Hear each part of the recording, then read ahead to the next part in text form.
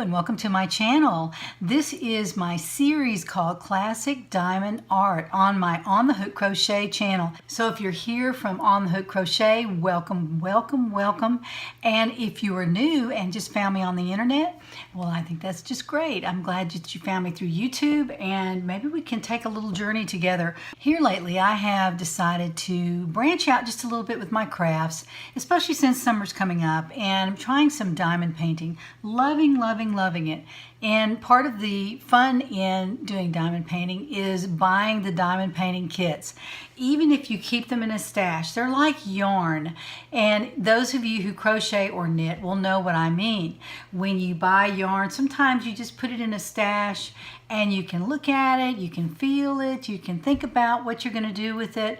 And sometimes it might sit in your stash for a month, sometimes it might sit there for years, and you see it and you go, I really need to do something with that yarn.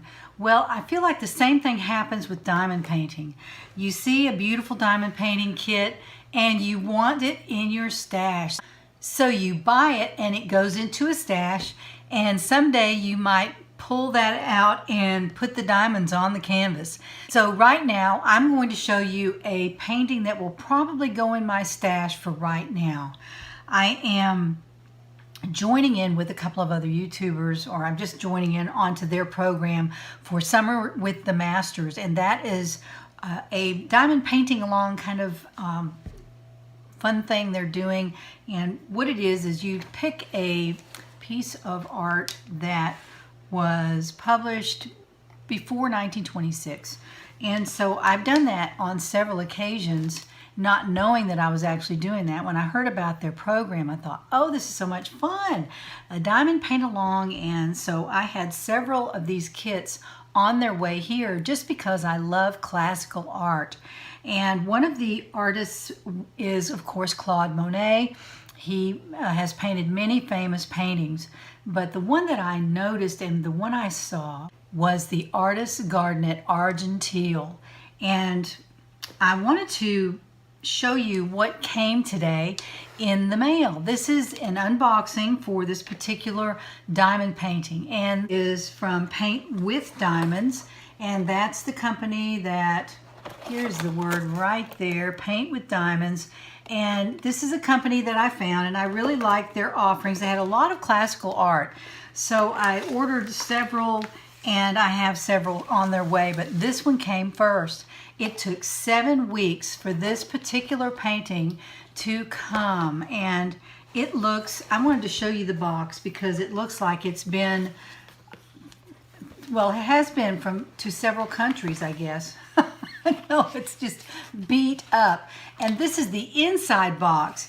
The outside was just destroyed, basically. It has obviously been sitting like this on a concrete floor or something, and it had bent the whole bottom of the box on the inside. And the outside, I think there was actually just a wrapper on the outside of this, and I took it off already. But what they had done in the original place where they sent this from is they had to cut a box, and you see right there it's cut. There's another box right here, and they had put 2 boxes together in order to send this particular painting. And that will tell you how big the painting is. The painting is 80 centimeters by 80 centimeters, approximately 32 inches by 32 inches. Now, that doesn't sound very big, but this is right about 32 inches right here. That's a big painting. Since then, I have calmed down a little bit, and I ordered the one I'm actually going to do for this program called Girl with a Pearl Earring, and it's much, much smaller. It's, 15 by 19 or something like that. It's very small compared to this huge painting. Now, one thing I was planning to do with this was to diamond paint it, frame it, and then hang it over my fireplace. Right now I have a painting there that looks like Shutterstock. It's not very sophisticated, it's not classical, and I'm not excited about it. I want to get that down from there and put something up that really means something. And if you diamond paint a painting, it means something because you've put in thousands of diamond gems onto a canvas, and then you've sealed it and had it framed, and all it really means a lot more than just going to the store and buying something off the wall. So I'm going to hang this over my fireplace. But I don't think this is going to be my very next project, but I do want to show you what it looks like. I have not opened it yet. All I've seen is the canvas rolled up and the drills are still in the bag. So let's go to the work table and take a look at it and see what it looks like. So as you know, I bought this from Paint with Diamonds Company. It says welcome to the family. There's a little pamphlet in here that talks about how you diamond paint. So just a few tips. Nothing specific about this particular painting, but I just wanted to show you that came with it. It's 2 tool kits. Both of them have a couple of blocks of wax, a couple of tweezers, which look like they're pretty nice. Let's take a look. I haven't received any tweezers that have black handles yet. I'm sure a lot of you who do diamond painting have probably received tweezers like those. Are sharp. Those are sharp. They look like they're pretty good shape. I have 2 pairs now because I have 2 kits, 2 trays, and a 3-placer, looks like a 9-placer maybe, in both of these. So 2 pins, and the pins already have the cushion on the holder area, so it's easy to use. I use these myself. I think they're fine. They're very lightweight, and you can set up several of these to do a diamond painting with if you have several just lying around. Oh, this is sparkly. Look, I don't know if you can see that. That is a sparkly, sparkly pin. Anyway, there's that. There is a sparkly, sparkly pin. Very cute. But sometimes I will set up more than one of these. I might have a 3-placer on one and a 6-placer on another, and I can just grab them and start working with them. I already have the wax in the ends, so to me, more pins the better. And I have bought a nice pen, but I'm not using it right now because it's very, very heavy. Let's take a look at the canvas. It's very, very large, and I will run it across here. See how large that is?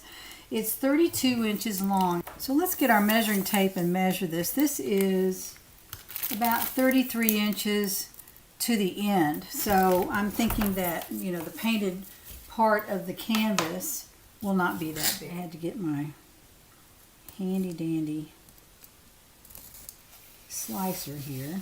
Okay, there was just one thing there holding it together. So let's open it up. Now the canvas, first that I notice, the canvas is very, very polyesterish.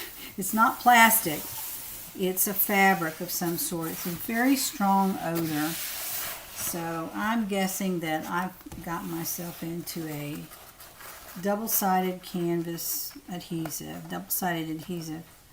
And I know those aren't the best, but you know, I'll deal with it if I have to, I suppose. Put this off here. Maybe I'll put that back on when I roll it back up. Alright, so here's our legend. And let's take a look at this. This is a thumbnail of the diamond painting. This is the Artist's Garden at Argenteuil, and it is by Claude Monet. Very beautiful canvas. Alright, and there are 48 colors. That's a lot of colors, but I'm okay with that. I can deal with it. The symbols look like they're pretty easy to read. So it also comes with the DMC colors here and the quantity of gems there. And there's no, it doesn't look like there is a sheet with the legend on it. So I'm going to make a copy of this on my printer, and then I will run it through my sticker maker and use that for my I'll use that for my storage containers. Now let's see what it looks like here. I'm just going to unroll it. And I certainly hope I haven't bitten off more than I can chew here. I believe that I probably have. So I'm just going to carefully unroll just a little bit of this because I don't want to get it to the point where I can't control it.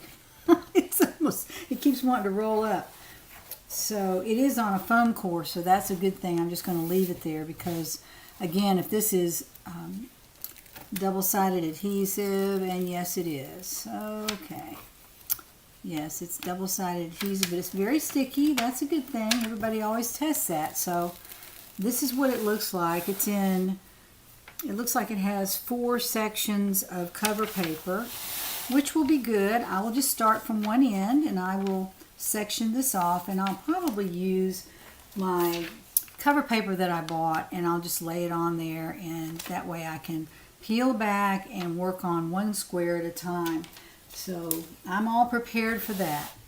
It looks like I will probably just do it that way. I won't even undo this whole thing. What I'll do is I'll attach it to my easel that I bought. It's a very large easel that I bought for my work table here, and I'll just clamp it to that and work with it that way. And of course I'll let you know my progress as I move forward. But it's a very loud smell, and I'll probably use the washi tape method to put some washi tape around the edge, as I've seen on a lot of other YouTubers are doing that. So I think that's a grand idea. But I'll show this to you because you need to see this. This is very, very clear. I do like the way that the symbols have come out. Let me get them up here where you can see. Those are very clear symbols, so I'm not worried about that. I don't have to worry about the symbols not being clear. And I would not want to start a project that I didn't know if I could finish because the symbols are so hard to deal with. So the adhesive has gotten stuck onto my table here. Oh my goodness, what have I done?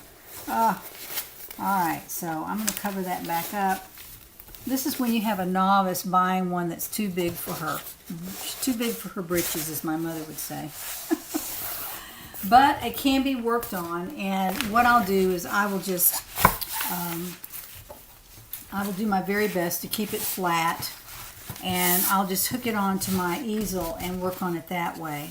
But right now, that's pretty much all I have to show on the canvas, because I can't really get the canvas to behave. So I'll have to have a larger space and probably even take it over onto the floor. I'm not really sure what I'm going to do with it because it grabbed my table here and wouldn't let go. So yeah, I'm learning one day at a time. All right, let's look at the beautiful drills. Hopefully this will make me feel better about it. But the drills are heavy. There are a lot of drills in here, so if you're covering 32 inches square, you're probably going to need some drills. So sorry about all the noise. Let's open this up and see what we have here. Okay, everything is in Ziploc bags, and that can be a good thing. That can be a very good thing.